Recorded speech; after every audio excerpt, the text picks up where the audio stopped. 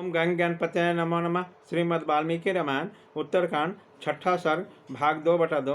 देवताओं के भगवान शंकर के सलाह से राक्षसों के वध के लिए भगवान विष्णु के शरण में जाना और उन्हें आश्वासन पाकर लौटना। माल्यवान की बात सुनकर सुमाली माली अपने उस बड़े भाई से इस प्रकार बोले जैसे दोनों आश्विनी कुमार देवराज इंद्र से वार्तालाप कर रहे हैं। वो बोले, राक्षस राज, हम लोगों ने स्वधाय दान और यज्ञ किया है, ऐश्वर्य की रक्षा तथा उपभोग भी किया है।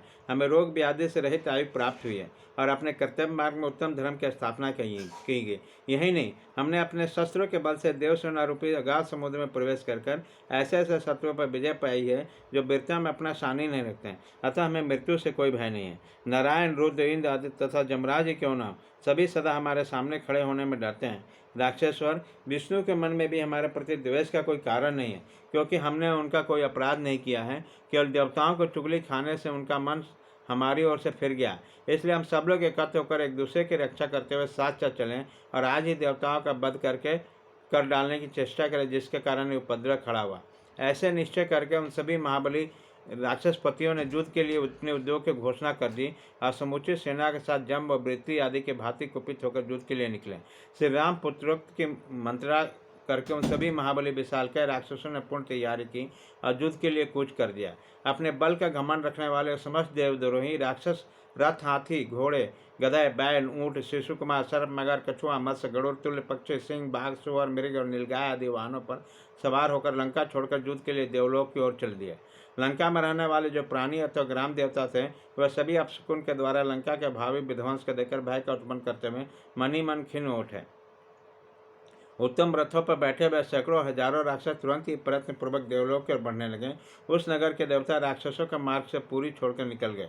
उसी समय काल की प्रेरणा से पृथ्वी और आकाश में अनेक भयंकर उत्पात प्रकट होने लगे, जो राक्षसों के विनाश की सूचना दे रहे थे। बादल गरम गरम रक्त और हड्डियों की वर्षा करने लगे। समुद्र अपनी सीमा का उल्लंघन करके आगे बढ़ गया और पर्वत हिलने लगे। मेघ के समान गंभीर ध्वनि प्रकट करने वाला प्राणी विकट अट्टहास करने लगे और भयंकर चित्कार देने वाला गिदड़िया कठोर चौर में चित्कार करने लगे। पृथ्वी आदि भूत क्रमशः गिरते गिरते विलीन होते होते दिखाई देने लगे। गिद्धों का विशाल समूह मुख से आग की ज्वाला उगलता हुआ राक्षसों के ऊपर काल के समान मंडराने लगा। कबूतर, तोतर और मैना लंका छोड़कर भाग चले। कौवे वहीं काँव काँव करने लगे, बिल्लियाँ भी वहीं गुर्राने लगी तथा हाथी आदि पशु आर्तनाद करने लगे। राक्षस बल घमंड में मतवाले हो रहे थे, वह काल के पास में बंध चुके थे, इसलिए उन उत्पातों की अवहेलना करके युद्ध के समान चलते ही गए, लौटे नहीं। माल्यवान, सुमाली और महाबली माली, ये तीनों प्रज्वलित अग्नि के समान तेजस्वी शरीर से समस्त राक्षसों के आगे आगे चल रहे थे। जैसे देवता ब्रह्मा जी का आश्रय लेते हैं, उसी प्रकार उन निशाचरों ने माल्यवान पर्वत के समान अविचल माल्यवान का आश्रय ले रखा था। राक्षसों को सेना महान मेघों की गर्जना करते समय कोलाहल करते हुए विजय पाने की इच्छा से देवलोक के बढ़ती जा रही थी। उसी समय वो सेनापति माली के नियंत्रण में था। देवताओं के युद्ध से राक्षसों के युद्ध विषय उद्योग की बात सुनकर भगवान नारायण ने भी युद्ध करने का विचार किया। वह सहस्रों सूर्यों के समान दीप्तिमान दिव्य कवच धारण किए हुए बाणों से भरा थरकस लिए गरुड़ पर सवार हुए। इसके अतिरिक्त उन्होंने सैनिकों से पूर्ण 2 चमचमाते हुए तुनीर बांध रखे थे। उन कमलनयन श्रीहरि ने अपने कमर पर पट्टी बांधते हुए चमकती हुई तलवार भी लटका ली थी। इस प्रकार शंख, चक्र, गदा, शार्क, धनुष और खड़ग आदि उत्तम आयुधों को धारण किए हुए सुंदर पंख वाले पर्वताकार गरुड़ पर आरूढ़ होकर वे प्रभु राक्षसों का संहार करने के लिए तुरंत चल दिए। गरुड़ के पीठ पर बैठे हुए पीताम्बरधारी श्याम सुंदर श्रीहरि स्वर्ण में मेरु पर्वत के शिखर पर स्थित वे विद्युत सहित मेघ के समान शोभा पा रहे थे। उसी समय सिद्ध, देवर्षि, बड़े बड़े नाग, गंधर्व और यक्ष उनके गुण गा रहे थे।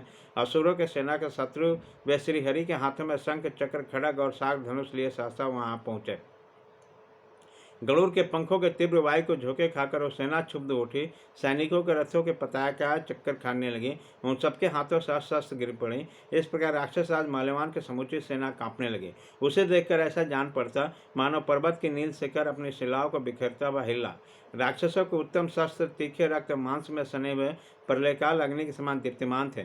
उसके द्वारा सहस्रों निशाचर भगवान लक्ष्मीपति को चारों ओर घेर कर उन्हें चोट करने लगे। इस प्रकार श्री वाल्मीकि निर्मित आश्रमायण आदि के आपके उत्तरकांड में छठा सर्ग पूरा हुआ।